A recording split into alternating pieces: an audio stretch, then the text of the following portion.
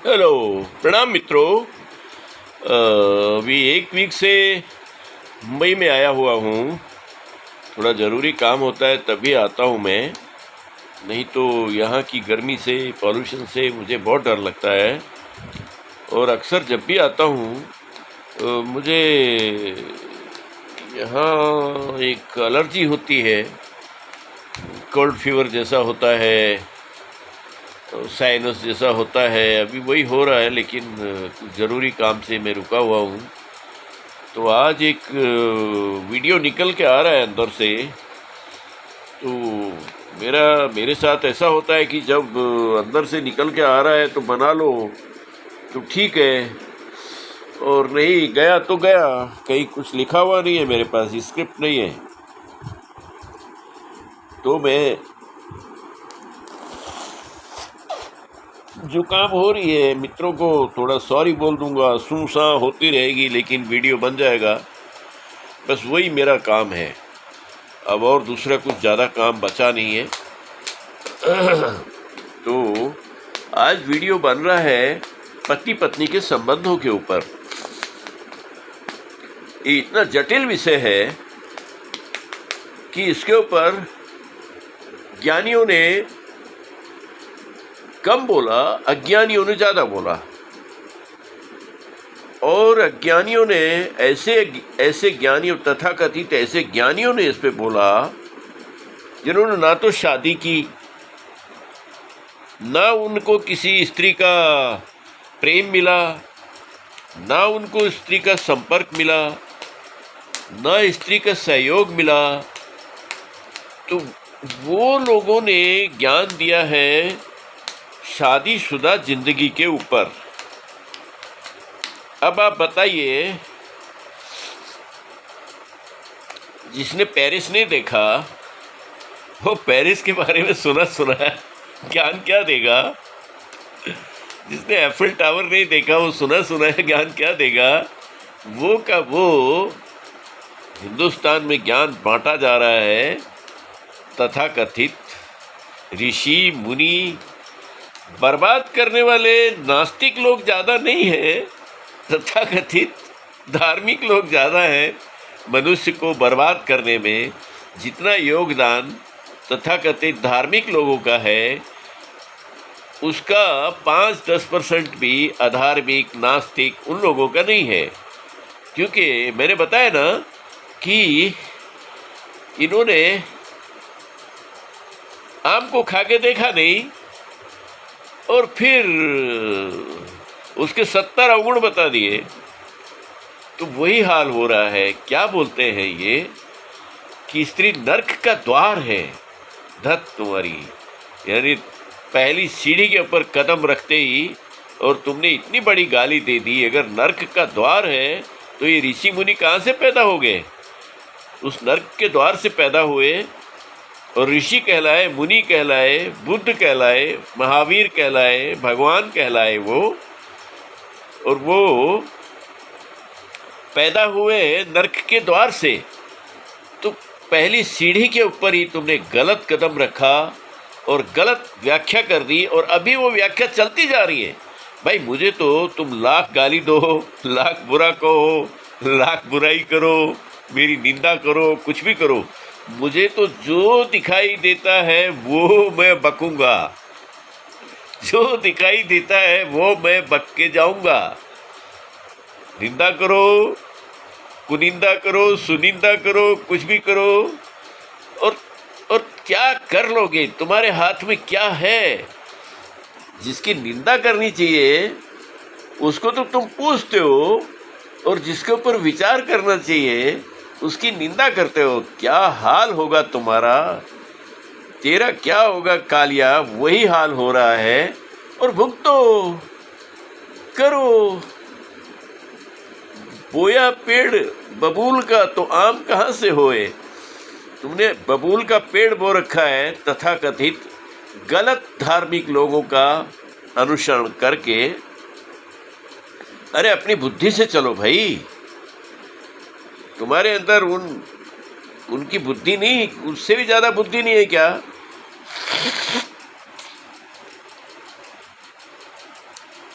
जो बकवास कर गए और उसको तुम सर पे बिठा के रखे हो। मेरा कोई ऐसा विरोध नहीं है। ऋषि मुनि, उनका कोई विरोध करने का मैंने कोई ठेका नहीं ले रखा है। मैं अपना, मुझे मालूम है मुझे क्या करना, क्या नहीं बोलना, क्या बोलना मुझे मालूम है। लेकिन गलत की निंदा जब तक तुम नहीं करोगे तो आगे कैसे बढ़ोगे? अभी 4 साल से ज़्यादा पति पत्नी के संबंध चलते नहीं हैं। मेरे तो 50 साल से चल रहे हैं। हालांकि अलग अलग रहते हैं पर एक दूसरे को जलीकटी सुनाते तो नहीं है। 15 साल से हम अलग अलग रह रहे हैं कि संबंध ऐसे भी नहीं है कि तलाक दे दिया जाए और संबंध ऐसे भी नहीं बचे कि उनको उनकी रक्षा की जाए। तो बीच का रास्ता यही है कि हम क्या करेंगे कि अलग अलग रहेंगे, शांति से रहेंगे, जियो और जीने दो के सिद्धांत पे चलेंगे। और कोई तकलीफ़ है तो हमें बताओ, हम आके खड़े हो जाते हैं, क्योंकि आपने जीवन भर साथ दिया, जीवन भर बच्चों को पाला, कंधे से कंधा मिला के आगे बढ़े। और वो हाल था कभी कि सारा जहान एक था, हम तुम थे अजनबी, किस मोड़ से शुरू करें फिर से वो जिंदगी।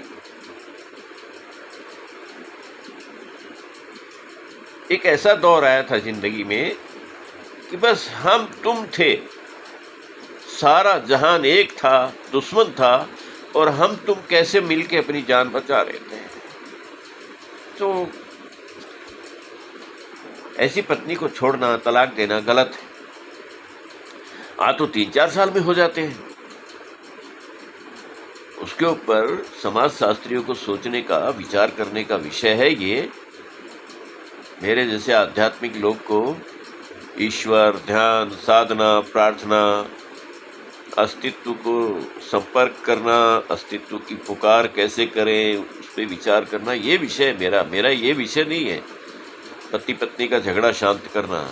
लेकिन फिर भी क्योंकि इतना लंबा सामाजिक जीवन हम जी के आए हैं, अभी भी जी रहे हैं, कोई छोड़ के नहीं बैठे हैं, कोई भागोड़े नहीं है, भागे नहीं है, पीठ दिखा के नहीं भागे हैं। एक सफल पारी खेली है हमने, एक सफल जीवन जिया है, तो उससे बोलना तो फर्ज बनता है। आप भी बोलिए, कोई मेरा ठेका नहीं है। मैं गलत बोल रहा हूँ, आप बोलिए, विरोध कीजिए। और ये सब विरोध करके ही फिर कुछ सही रास्ता निकलेगा, नहीं तो कोई उपाय नहीं है सही जगह जाने का, पहुँचने का। इन सब चीज़ों के ऊपर विचार करेंगे, इनकी आलोचना करेंगे, इनका विश्लेषण करेंगे, तभी हम पहुँचेंगे, नहीं तो दूसरा कोई उपाय नहीं है। कुछ 3-4 छोटी छोटी बातें हैं, उन पे विचार कीजिए कि सबसे पहले पट्टी क्या पढ़ाई जाती है कि ये नर्क का द्वार है। वो तो इतनी बड़ी बात है कि कोई को मिर्ची नहीं लगती, कोई को तकलीफ नहीं होती, और माँ को, बहन को, बेटी को इतनी गंदी गाली दे दी और तुम सुनते जा रहे हो। मुझे बर्दाश्त नहीं होता। अगर आज वो पाखंडी मेरे सामने होके बोलते कि ये नरक का द्वार है, तो मैं तो गरिबान पकड़ के सीधा बोलता था कि इसको सिद्ध करो पहले, नरक का द्वार है। कैसे द्वार है? वो तुम द्वार में जाओगे नहीं तो वो नरक कहाँ से आएगा? वो अगर एंट्री गेट है तो मत जाओ ना उसमें। पागल कुत्ते ने काटा है क्या? जब मालूम हो गया कि नरक है, द्वार है, उधर है, तो काय को जाओ? मत जाओ, छोड़ो ना उसको। ना ना ना, छोड़ेंगे नहीं। आलोचना करने का जो आनंद है वो लेंगे, जो बुराई करने का जो मजा है वो लेंगे। तो अपने मजे के लिए तुम ये पूरे समाज को, पूरी स्त्री जाति की निंदा कर रहे हो। ये कौन सा न्याय कर रहे हो क्या? लेकिन नहीं, इनको मालूम है, एक थ्योरी है इनकी कि हिंदुओं की जितनी निंदा करो उतनी तुम्हारी पूजा होगी। आप देखो ना, मंदिरों में आप देखो तो इनकी पूजा पाठ कौन इनके पैर दबा रहे हैं? महिला दबा रही हैं। क्यों? कि वो निंदा की, इतनी हमारी इतनी निंदा की, ये तो इनको कोई रुचि नहीं है, इनका कोई लेना देना सब है, वो एक धंधा है इनका। उस गोरख धंधे को समझते नहीं हो। वो एक थ्योरी है इनकी। लालच और प्रलोभन, निंदा और प्रशंसा। वो लालच और प्रलोभन का दूसरा रूप है निंदा और प्रशंसा। उसका वो मजा ले रहे हैं और तुम इतने सीधे साधे हो कि इनकी वो चालाक सिद्धांतों को समझ नहीं रहे। मैं तो पूरा डिकोड कर दूंगा, तुम सुनते रहो ध्यान से, पूरा डिकोड कर दूंगा।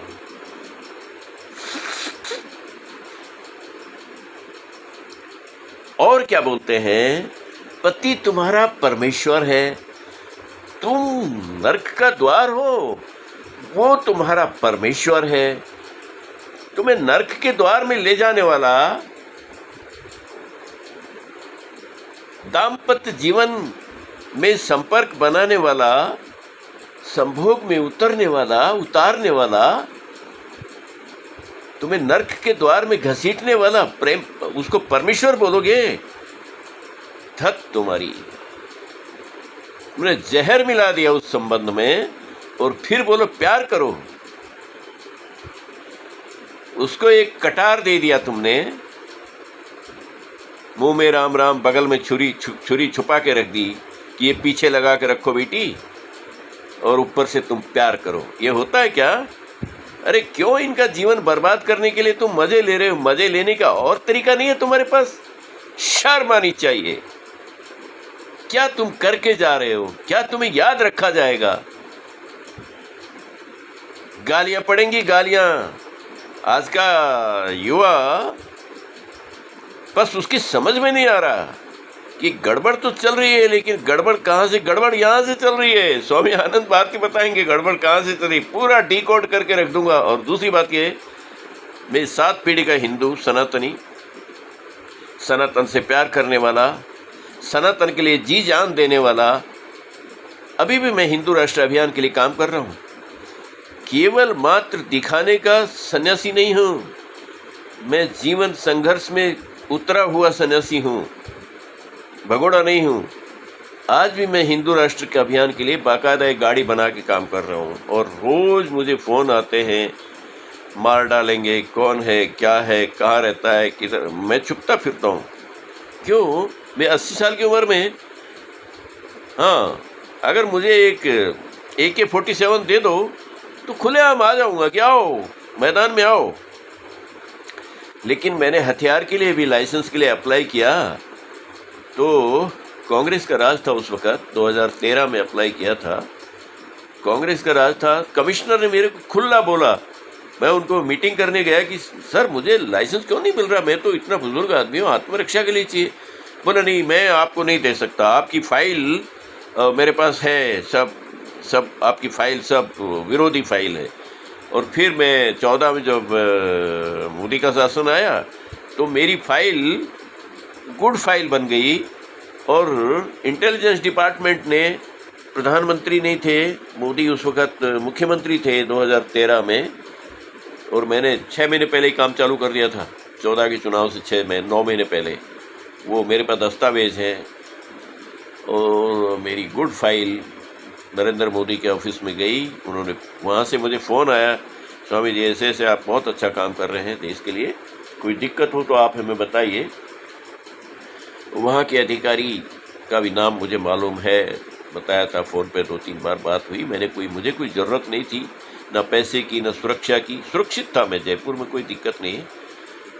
तो कांग्रेसी सब जानते हैं कि मैं एक खुराफात कांग्रेसी था पहले, लेकिन बाद में मैंने वो पार्टी छोड़ के अलग आया तो वो लोग मुझे जानते थे और वो मेरा कुछ बिगाड़ नहीं सकते थे। ऐसी स्थिति वहाँ पे एकदम सुरक्षित था मैं। तो ऐसा करके यात्रा रही और उसके बाद में कुछ ऐसा हुआ कि अब असुरक्षित हो गया थोड़ा उम्र के हिसाब से। तो मैंने अप्लाई किया था लेकिन वो मेरी सुनवाई नहीं हुई। चलो ठीक है, फिर देखेंगे, फिर ट्राई करेंगे। ऐसा चल रहा है, देखते हैं क्या होता है।